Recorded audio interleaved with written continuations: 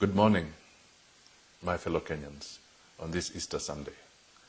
I wish today to make my comments on the need for the government of Kenya to urgently address the plight of Kenyans in the diaspora. The welfare of the citizen is any government's foremost duty. This is why democracy has been defined as government of the people, by the people, for the people. If only one citizen is in peril, the government must demonstrate the highest concern in restoring that citizen's safety.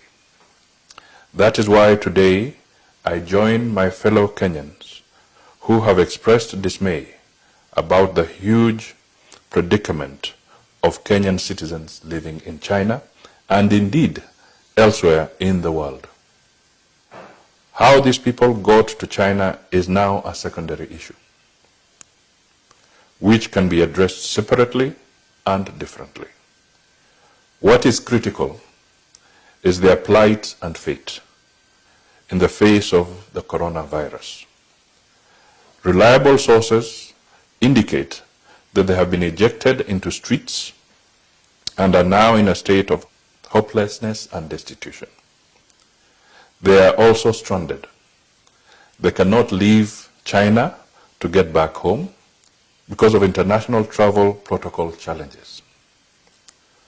Nobody knows how soon we could expect regular country-to-country travel to resume.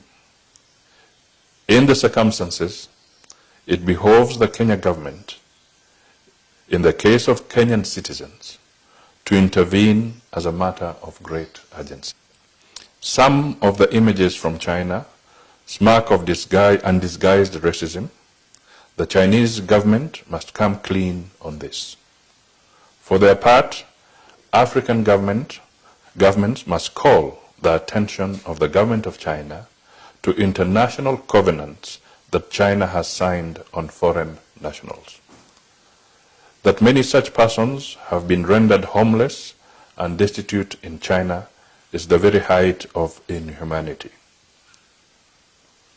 Host governments have both moral and legal duty to secure these people's rights. Very disturbing images have especially come from China. They show the dire distress that Kenyans and other persons of African origin have fallen into.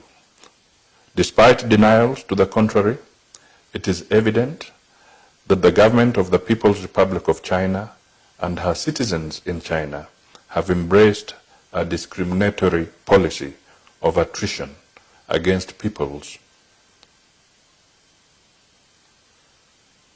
of African origin. Worse, in the Kenyan situation, is the loud silence from the embassy in Beijing. Families that are directly affected need some level of comfort from the government. They need to know about their relatives in China and elsewhere. And as a nation, we need to know how many of our fellow Kenyans are out of the country in these harsh times. What are their circumstances? How many of them, if any, have contracted the virus? What has happened to them in that case? While the government has done well to keep us informed on the COVID-19 situation in the country, it must also answer these questions and others. Our own government seems to be silent on this.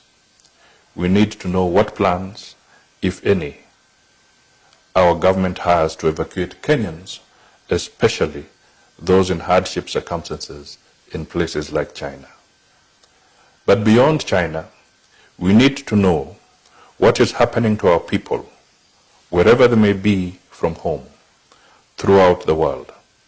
This is an imperative that the government must address with all the urgency it deserves. We have beheld sad and saddening spectacles of sections of the political class fishing in the troubled waters of the harsh times that we are all going through.